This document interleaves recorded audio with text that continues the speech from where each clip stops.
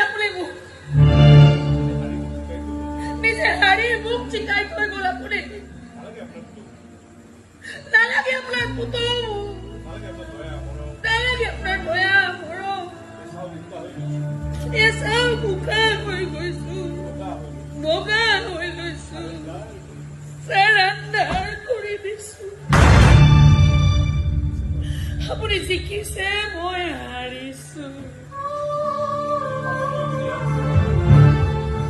এজন ভাল মানুহ হৈ উভতি আহক আমাৰ মাজলৈ